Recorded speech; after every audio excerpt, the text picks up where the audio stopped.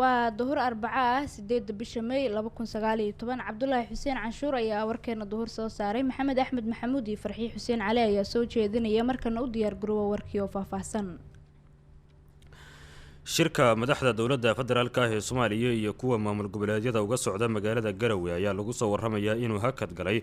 iyadoo madaxweynaha maamulka Galmudug Axmed Ducaale Geelle Xaafna wararku ay sheegayaan inuu shirkaas isaga baxay Cabdiqani Cabdullaahi Ibraahim oo la socday magaalada Garowe iyo dhaqdhaqaaqeeda ayaa warkan faahfaahinaya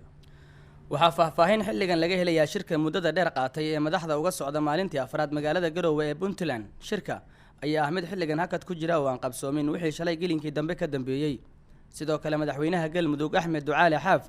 ayaa shirka isaga baxay iyadoona ka bixitaankiisa shirka lagu sheegay sababta ugu weyn ee uu kulanka madaxda hakad ugu jiro warkan waxaan ka soo xignay xubno ka mid ah wafdiga Galmudug ee Garowe oo naga dalbaday in codkooda iyo magacaba aan warbaahinta u adeegsan waxaa khilaafka keenay inuu madaxweyne Xaaf shirka isaga baxo ay tahay isfaham waa ka dhashay dastuurka Galmudug oo madaxda dawladda federaalka la hordhigay inay aqoonsadaan kaasi oo ay ku xusan tahay in muddo 3 sano ah ay muddo xilhaynta waa muddada xilhaynta uga harsan tahay madaxweynaha Galmudug Axmed Ducaale Xaaf hase ahaatee madaxweyne Farmaajo iyo ra'iisul wasaare Khayre ayaa lagu eedeeyay inaysan aqbalin taasi isla markaana madaxweynaha Galmudug ay sababtay inuu shirka isaga baxo sidoo kale waxaa lagu warramayaa in Xaaf la hordhigay inuu aqbalo muddo 1 sano ah oo lagu daro muddada xilhayntiisa taasi oo ka dhigan in sanad kadib ay doorashada Galmudug dhacayso wafdiga Galmudug ayaana ku doodaya inaysan taasi ahayn sharci shirka ayaa ay tahay maalintii afraad waxaana wararka soo baxaya sheegayaan in aanay wali muuqan isfaham ay madaxdu ka gaaraan qodobada ay la shirtageen wadooyinka iyo xaafadaha qaar ee magaalada Muqdisho ayaa roobkii da'ay xalay biyo badan dhigay iyadoona saameyn uu ku yeeshay shacabka Muqdisho Yoonis Duraan Cali ayaa warkan faahfaahinaya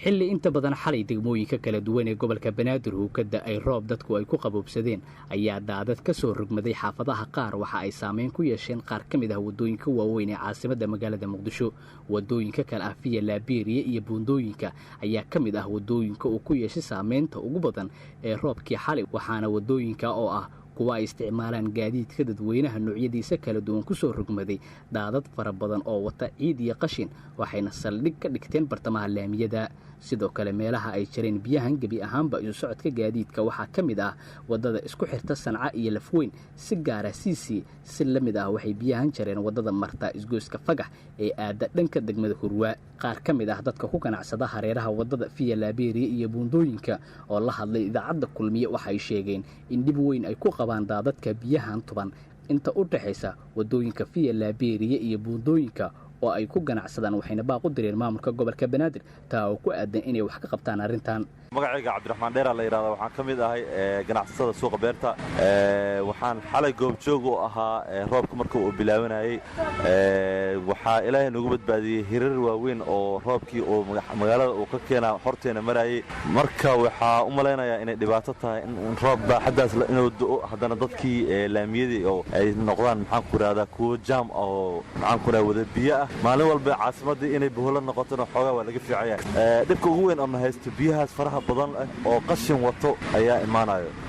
laamiyadii lama mari karo xataa marmarka qaarkiis dukaamadii biyihii soo galaan marka dhibaato aad u weyn waa meeshan meel caasimad ah waay marka gobolka Banaadir injineeriyiso dadka la shaqeeyo indheer garadka injineerada Soomaaliyeed waxaan codsanaynaa in meeshan caasimad waaye loo sameeyo meel ay maraan biyahan ugu yaraan xalay 3 saacadood ummadoo dhan way xayirnaayeen dadka ilaa biyaha ay ka dhamaadeen qof dukaanka ka soo bixi karin male 3 saac bar 4 saac waa ku gaar marka hadii Ilaahay yiraahdo waxaan rajaynaynaa codsigeena la tixgeliyo sameyn cid faagaysa male cid habeenaysa male marka arrangement lagu sameeyo codsanayna hadii Ilaahay yiraahdo bismillaah xalimo qalif cali la yiraahdo aniga koode meeshan suuqan dhiban ku qabnaayo biyahan oo qashinkan waa ber ka soo baxaaya alaamiga irida noo soo tubanayna hadhow waxna leeyahay waa leen ganaaxaya markii la yimaado ganaax qarshan ku qaadna ma hays wax diyaar ah ma aragno malaamilay iyo wax hagaajinay ma degmada kulay waxaan isku ogeynay micnaha adiga hagaajinayaan annagana kulay aan iridan wax loogu iimaanay laakiin wixii roobku keeno Ilaahay keen saleela oo roobka Ilaahay keen saasa jirto marka dhiban ku qabnaayo hadii hadda naloo yimaado maanta waa nala ku ganaaxaya saanuna u dhaxyaal alaamiga waxaan baaqo ku dir lahayn inay naga hagaajiyaan oo meelaha qashinka oo ay ka soo baxayaan xaafadaha nala ka xidado maxamed deeq iyo maxamed xamse sheekh khalifa oo ka mid ah darawallada kaxeeya gaadiidka dadweynaha oo iyaguna la hadlay idaacadda kulmiye waxay tilmaameen in dhib weyn dhankoodana ay ku qabaan daadadka ku soo rogmaday qaar ka mid ah waddooyinka muqdisho xilliyada ay da'aan roobabka waa kuwan iyagoo ka hadlaya dhibka ay ku qabaan waddooyinka muqdisho xilliyada ay da'aan roobabka. waxaan ka tirsanahay wiilasha bajaajka wada waxaan ku dhib qabnaa waddooyinka markuu roob imaado qashin wasaq dhiiqo wax walba imaanayo dhibkaan ku qabna waxaa dhiiqooyina waddada soo galaayo ciidaa soo galayso biraa soo galaayo xala meelaha kala marnaa weyne qaar mootooyin waxaa qaaday daadadkaa qaaday marka dhib aad u weyn aan ku qabnaa maamulka gobolka banaadir waxaa uga baaqlaa in arrintaas wax weyn ay ka qabtaan sida ay waddooyinka nooga hagaajinaa nooga dayactiri lahaayeen tan hadda aan joogno ilaa afitooyin ka qaba ilaa shaqaalaha meel laga istaaga meel loo mara male dhiiqiisaad arkaysaan waay suuqii qudaartii wixii dhammaa laamiga lagu soo daadinaya dhibaatadaan ku qaban waxay tahay waddooyinka qaar lama mari karo sabab jira agood dhiiqo iyo biyo meel kasta dhigaayo waddooyinkana wasaq waaye sida ogtahay markii roob doo qashin walba xaafadaha ka soo baxaayo jiingada jajaban iyo busaamiir waxbaa soo baxaayo marka maamul gobolka banaadir waxaa ka codsan lahayn in waddooyinkana noo nadiifiyo wax nagula qabto maadaama cashuur aan dhiibno oo bil walba cashuurta hadda ilaa 3 bilood la cafiyey waa la soo celiyey oo hadda waa dhiibnaa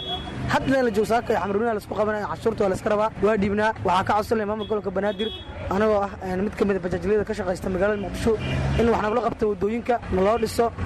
markay saan oo kale xaalad ay timaado roob yimaadana in wax laga qabto oo la nadiifiyo sida goobaha waaweyn oo la nadiifiyo kale waddooyinka hadda waxaa joognaa suuqa beerta aan taaganahay waan u jeedin dhibaatada ka jirto marka waxaa codsan lahayn in wax nagula qabto waxaa ka mid ah fagax lama mari karo waxaa ka mid ah cc oo lagu qasbiya in laga wareegsado dabcan meelo kalena waa dhiman yihiin oo weli ma aana tegin laakiin saaka intaan soo maray waxaa ka mid ah fagax iyo cc oo ay aad u go'aan oo xaafadaha la marayay xaafadihiina dadka qaar waa goosteen haddana waxaa marownaa u jeedin dhibaato aan ku qabnaa laamigii filaberri ee suuqa beerta walaaniyo waa ogtahay ayadoo laamigii jaban yahay meel kasta god iyo buur ay tahay ayaa haddana dhiiqo fadhidaa marka qofkii aa wadiyay adigoo dhibaato ay soo gaari karto in lugii kaa banjaraan in mootinifsikeeda dhibaato badan aad kala kulanto iyo adigiyo marka waxaan codsan lahayn in wax nula qabto. qaar ka mid a dadweynaha muqdisho ay ahaayeen waxaana ay u dambeeyeen codkoodu warbixintii yunis duraan cali. askari ka tirsan ciidamada booliiska soomaaliya ayaa maanta magaalada muqdisho waxa uu ku dilay darawal mooto bajaaj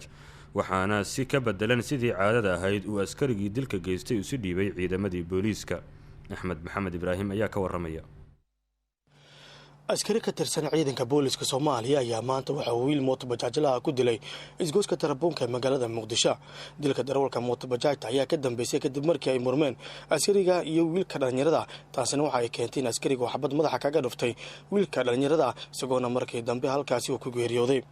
sidoo kale wararka la helay ayaa sheegaya in askariga dilka geystay uu ag fariistay goobta uu ku dilay darawalka mooto bajaajta markii dambe ayaa lagu sheegay inuu iska dhiibay qori uu dilka ku geystay waxaana durbadii gacanta ku dhigay oo kaxeeyey ciidamada booliska ee goobta joogay. cabdi jibriil maxamuud oo ka mid ah darawlada kaxaysa mootada loo yaqaano bajaajta isla markaana goobjoog u ahaa dilka wiilka dhalinyarada ee bajaajleyda ka mid ahaa ayaa keenan u sheegay in wiilka dhalinyarada ee la dilay uu damcay inuu maro waddo ciriiri ah oo tarabuunka ku taala maadaama halkaasi bar kontarool ay ku leeyihiin ciidamada booliska Soomaaliyeed. magaceed cabdi jibriil maxamuud wallaahi walaalo waxaan marayay isgoyska tarabuunka askari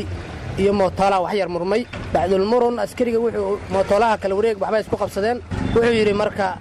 qorigan iga leex ka leexin ma way murmeen wuxuu yiri maxaa iga qaadi kartaa walaalo bini'aadan adoo kale aan ahay maxaa iga qaadi kartaa waxaan ka qaadan tusa dhag iskaacdoona ku dhuftay goob joogan waa taagnaa nus saac meesha ku nafaxay la fiirinay oo wax gargaar oo loo fiday ilaa ka dhinto meesha ku nafaxay ummadoo dhan waa wada jeeday meesha ku nafaxay roobka dhaxdiisa meesha askar kale ma joogin askar waa joogtay meel ay fariiseen ninka qoriga inta ka qaadeen buu meel iska fadhiyay kadibna telefoon uu iskaga hadlay telefoon xorriyad buu iska haysto telefoon iskaga hadlay cid hartay gooni xirtay ma jirin darbi iska dalkii kadib kale booliska la imaaday ninkii oo wax dilay gaaray qooqana la saaray waa la soo qaaday meedkii marxuumkii meesha ku dhintana waxa ay maataan balaas asagana waa la soo qaaday hal nin baan arkay mootada dhahayo ninka aan garanayo mootada dhex wareegayo mootada markaas kor taagnaa ehel kale oo saas ma arkin waxa uga dhacday xiska madaxa qaadtaan hore looga marka waxaan ka cawanaynaa askartu waxyaalaha noocaas oo kale dadka la iska laynayo wax maamul saacadaas meesha soo gaaray ma jirin wax maamul askarigii meesha markaas sargaalkii ka talinay maayna cid kale oo ka tacsiyeysa ama meesha imaaday ma jirin waxaan ku baaqayaa in cadaaladdu hadday jirto dad badan baa la dilay mootoolayaal fara badan baa la dilay waxaan sheegaynaa dad badan oo mootoolayaal baa la dilay haddii la dilay haddana waxa la cadaalad baa jirtaa waa nila horkeenaya ma arag weli mootoolo dil waa arag laakiin askari wax dilo le askarigan mootoolo dil waa la tooganaya weli maan arag taasaa keenaysa inay booliisku dadka iska laayaan waxaan cadaaladda ka codsanaynaa in dadka iska laaynayo dadka bilson ninkii maanta nin dilay oo weliba taraafis kaga sii hadlay iska fadhiyo waxaan leeyahay taas dowladda cadaalad maahan cadaaladda ha la hor keeno dadka muqdisho ayaa muddooyinkii dambe waxaa ka dhacayay dilalka loo geysanayo dhalinyarada ka shaqaysa mootada bajaajta maxkamadda ciidamada qalabka sida ayaa waxa ay xukuntay nin hubka u iibgeyn jiray dagaalamayaasha al-shabaab wariyaheena cabdulaahi nuur cali ayaa warkan dhammaystiraya maxkamadda darajada koowaad ee ciidamada qalabka sida ayaa maanta waxa ay xukun ku riday cadow cabdulle axmed carab kaasi oo loo heystay udaabilada hubka iyo rasaasta noocyada kala duwan dagaalamayaasha al-shabaab shaqsiga xukunka lagu riday ayaa waxaa la sheegay inuu hubka u geyn jiray deegaanada kunyo barrow tooratooro iyo mubaarak isagoo u kala wareejin jiray shakhsiyaad al-shabaab u qaabilsan kaedinta hubka sida uu garsoorku ka caddeeyey maxkamadda laba xidigle ismaaciil salaad maxamed ayaa fadhiga maxkamadda ka sheegay in eedeysana cadow cabdulle axmed carab uusan ahayn dhalinyaro lamana habaabiyey balse uu go'aansaday inuu hanti ka sameeyo dhiigga ummadda waxauna garsoorku u sheegay in eedeysanaha uu ku qanacsanaa shaqada al-shabaab uu hayay dadaal iyo juhdina uu ku bixiyey si uu al-shabaab u geeyo goobaha ay ku dhuumaalaystaan hubka iyo rasaasana waxa uu isticmaali jiray farsamo kasta oo al-shabaab ugu geeyo hubka ayuu hadalkiisii raaciyey ku-xigeenka xeer ilaaliyaha ciidamada qalabka sida garsoorka maxkamadda ayaa weydiistay isaga iyo kuwa la midka ah in la marsiiyo ciqaab u dhiganta qodobada sharciga oo ay ku soo eedeeyeen gaashaanla sare xasan cali nuur shuuti gudoomiyaha maxkamadda darajada koowaad ee ciidamada qalabka sida ayaa maanta waxa uu xukun ku riday cadow cabdulle axmed carab kaasi oo lagu xukumay 8 sano oo xabsi ciidana sidoo kale maxkamadda ayaa ka digtay iibinta hubka qarsoodiga ah ee cirtogte waxa ayna maxkamadda fartay hay-adaha ammaanka inay baaris iyo dabagal ku sameeyaan shakhsiyaadka ka ganacsada hubka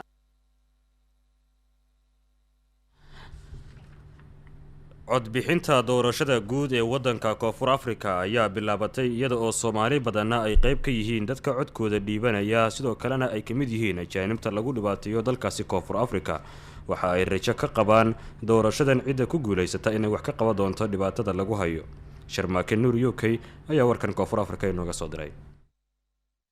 waxaa saaka si habsame looga bilowday doorashada guud ee dalka koonfur afrika 27 milyan oo ruux ayaa la qorsheeyey inay maanta codeeyaan aroornimadii hore saakay ayaa waxaa codadkooda goobo kala duwan ka dhiibtay hogaamiyaasha mucaaradka ahi sida DA leader Musi Mimani ee wuxuu codkiisa ka dhiibtay magaalada Dobsonville Soweto ee gobolka Gauteng sidoo kale hogaamiyaha xisbiga UDM Bantu Holomisa ee wuxuu codkiisa ka dhiibtay Pretoria Patricia Delia duqa magaalada Cape Town ahna hogaamiyaha Good Party ayaa waxay saaka codkeeda ka dhiibatay gobolka Eastern Cape gaar ahaan magaalada Port Elizabeth doorashadu si habsame leh ay ku socotaa balse waxaa la soo warinayaa rabshado iyo banaanbaxyo laga soo sheegayo gobolka North West gaar ahaan magaalada Yangon wasiirka booliisku hadlana wuxuu sheegay in ammaanka doorashada sugayaan in ka badan 50,000 oo booliis military isugu jira waxaa saaka codeeyay Soomaali aad u fara badani Sharmaake Axmed Sabriye oo kamid ah Soomaalidii saaka codeysay ayaan wax ka weydiiyay cidii saaka codkiisa siiyay bismillaahir rahmaanir rahiim aniga magacayga la yiraahdo Sharmaake Axmed Sabriye kuna nool wadanka South Africa gaar ahaan gobolka Western Cape waxaan saaka codkayga soo siiyay ururka DA sababtoo ah xisbiga DA waa Democratic Alliance kuwaasoo mar walbaba anaga rajo weyn laga siiyo dooditaanka dhibka naloo geysta iyo wax walbaba sidaas darteed ayaan saaka codkayga soo siiyay xisbiga DA runtii gobolkan waxaa ku fara badan Soomaali fara badan ayaa joogto kuwaasoo taageersan xisbigan DA sababta ay u siiyaan codkooda ay u siiyeen waxaa ka mid ah ururkan DA waa urur dimuqraadiga oo mar walbaba garab taagan dhibka Soomaalida loo geysto khaasatan gobolkan Western Cape si kastaba ahaatee shucuubta ku dhaqan koonfur Afrika ayaa maanta dooran doona cidda hogaami doonta 4 sano soo socota Sharmaake Nuur UK Kenen South Africa wararka gobolka Shabeellada Hoose hadii aan eegno sar u kac ayaa laga dareemayaa qiimaha la iibinayo qudaarta gobolka Shabeellada Hoose Axmed Abuukar Sabriye wariyaha gobolkaasi ayaa warbixintan inooga soo diray degmada Afgooye oo udub dhaxaad u ah wax soo saarka kala duwan ee dhinaca beeraha ayaa xilligan waxa suuqyadeeda laga dareemayaa sar u kac ku yimid qiimaha la kala siisto noocyada kala duwan ee qudaarta waxaana isbedelkan ku yimid qiimaha la iibiyo qudaarta loo sababaynayaa roobabka guga oo aan ka curan Afgooye xilliyadii loogu barnaa iyo webiga Shabeelle oo bartamaha kamara Afgooye oo isna biyo aan tayo lahayn wada muddo ka badan 4 bilood waxaa xitaa sii dheer in uu mararka qaar qalalo webiga. waxaa sidoo kale suuqa khudaarta ee Afgooye laga waayay qayb ka mid ah khudaarta dhalashadeeda looga maarmi waayay biyaha webiga. midda hadda uu sarakac ku yimidna ay tahay tan looga maarmay abuuristeeda biyaha webiga iyo sidoo kale xilliyada roobka. mid ka mid ah ganacsatada suuqa weyn ee Afgooye hawshan ganacsiga khudaartana in muddo ah kusoo jiray ayaa sheegay in sare u kacan ku yimid khudaarta uu saameynta ugu badan ku yeeshay dadka iibsada khudaarta kadibna sii iibiye ee gedisleeda loo yaqaano, gaar ahaan kuwa usii gudbiyay magaalada Muqdisho ee caasimadda Soomaaliya. waxa uu sidoo kale sharaxayaa noocyada khudaarta ee xilligan sare u kaca uu ku yimid. khudaarta sida hore hadda niyo waa marka hore inta markuu roobka daay markii oo jiilaalka waa kala qaali, markuu roobka daay raqiista marka kale inta qaali hadda wali waa maqan yahay wax ma jiro khudaar ma jirto, khudaartii waa yar tahay qaali xabadda bocorka waxaa la gadaa 35 40 ilaa 50 15 ilaa 10 ilaa 15 inta ka dhaxaysa la gadaa. hadda waxaa la gadaa 5 kun 6 kun 7 kun la gadaa, marka kale inta waxaa la gadaa 2 waxaa keena qiimaha roob la'aan iyo biyo la'aan iyo khudaartii oo macnaha waddanka ka bixay macaasho diiraan qiimaha wax weyn oo arkaan dhibaato weyn oo ku qabaan macnaha wixii oo 3 kun lagu qaada haddii oo 30 kun misna qiimo ka badan lagu leeyahay dhibaato weyn waaye. والله بالله لقى ما يعرف أنا كثير راس وقت صدر سموها من الخضار سيدي هراء ما سيدي وحلا قضاء مليون سيد بقول سيدي لا كان قضاء maadaama la gudagalay xilli roobaad beeraleyduna ay sugayaan in webiga uu biyo keeno ayaa rajo laga qabaa in isbeddel uu ku yimaado sare u kacan haatan ku yimid khudaarta ee laga dareemayo suuqa weyn ee degmada Afgooye. Axmed Abuukar Sabriye, idaacadda Kulmiye, Afgooye. tartanka u dhaxeeya dugsiyada sare ee gobolka Banaadir oo ka socda idaacadda Kulmiye ayaa maanta iskuulka Daarul Irshaad waxa uu soo gudbay wareegga labaad ee tartanka dugsiyada sare. Farxaan Maxamed Xuseen ayaana faahfaahinaya. wareegga koowaad ee tartanka dugsiyada sare ee gobolka Banaadir isla markaana sanad walba ay qabato idaacadda Kulmiye ayaa waxaa maanta isku arkay iskuulada kala Abaal iyo Daarul Irshaad oo ka mid ah iskuulada ku yaala gobolka Banaadir. tartanka waxaa taabagelinaya sanadkii labaad jaamacadda Salaam oo ka mid ah jaamacadaha ku yaala magaalada Muqdisho, sidoo kalena soo diyaariyay su'aalaha tartanka oo ahaa mid aad u xiiso badan isla markaana maanta ay isku arkeen iskuulada kale Abaal iyo Daarul Irshaad ayaa waxaa wareegga labaad u soo gudbay iskuulka Daarul Irshaad. Maxamed Cali Maxamed oo ka mid ah guddiga tartanka ayaa ku dhawaaqay natiijada tartanka. maanta waxaa halkan tartan xiiso badan uu ku dhaxmaray iskuulada kale Abaal iyo Daarul Irshaad. waxaanu su'aalaha ku bilaabnay iskuulka Daarul Irshaad, hase yeeshee waxaan soo gudbinayaa ugu horeen natiijada ay keensadeen iskuulka Abaal.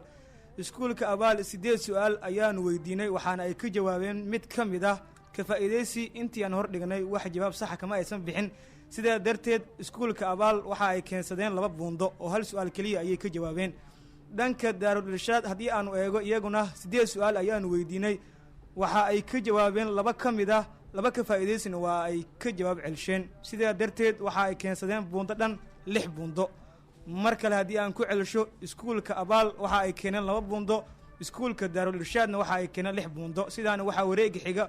ugu gudbaya iskuulka Daarul Irshaad. maalinta berri ayaa waxaa lagu wadaa inay isku arkaan iskuulada kale Al Rishaad iyo Al Safa, iyadoona iskuulka Daarul Irshaad u soo gudbay wareegga labaad ee tartanka. warka duhur ee idaacadda Kulmiye ayaad wali dhageysanaysaan dhageystayaal. markana akhbaaraadka caalamka. ugu yaraan 8 ruux ayaa dhimatay halka in ka badan 24 ruux oo kalena ay dhaawacmeen kadib markii qarax xoogan uu ka dhacay bariga magaalada Lahore ee dalka Pakistan. qaraxa ayaa dhacay gelinkii hore maanta oo Arbaco ah, iyadoona sida ay wararku sheegayaan bartilmaameedka qaraxa uu ahaa gaari ka mid ah kuwa booliiska oo marayay magaalada labaad ee ugu weyn dalkaasi. taliyaha booliiska ee gobolka ayaa warfiyeenada u sheegay wax yar uun kadib markii uu qaraxa dhacay in ay dhinteen 8 ruux oo 5 ka mid ah yihiin booliis. weli waxaan baaritaan ku haynaa in qaraxa uu ahaa mid dhulka lagu aasay iyo mid ismidaamin ah, sidaasi waxaa yiri Ashfaq Ahmed oo ah taliye sare oo ka tirsan booliiska. afyeen u hadlay laamaha gurmadka oo lagu magacaabo Maxamed Faaruq ayaa TV-ga Al Jazeera u sheegay in 5 ka mid ah dadka dhaawacmay xaaladoodu halis tahay, haatan lagu dabiibayo isbitaalka magaalada Lahore. ugu dambeyntiina dowladda Iiraan ayaa sheegtay in ay isaga baxayso heshiiskii xakamaynta hubka nukliyeerka kaasoo sanadkii 2015 ay la gaareen quwadaha caalamka. madaxweynaha dalka Iiraan Xasan Ruuxaani ayaa TV-ga Iiraan ka sheegay in haddii wadamada ku harsan heshiiskii nukliyeerka aysan ka hortegin cunaqabataynta dowladda maraykanka ay dhankooda isaga baxayaan heshiiska. wadamada haatan ku harsan heshiiska ayaa waxa ay kala yihiin Britain, Faransiiska, Jarmalka, Shiinaha iyo Ruushka. madaxweynaha wadanka maraykanka Donald Trump ayaa isaga baxay heshiiskii nukliyeerka oo ay quwadaha caalamku sanadkii 2015 la gaareen dalka Iiraan kadib markuu heshiiskaasi ku tilmaamay qatar halisteeda wadata.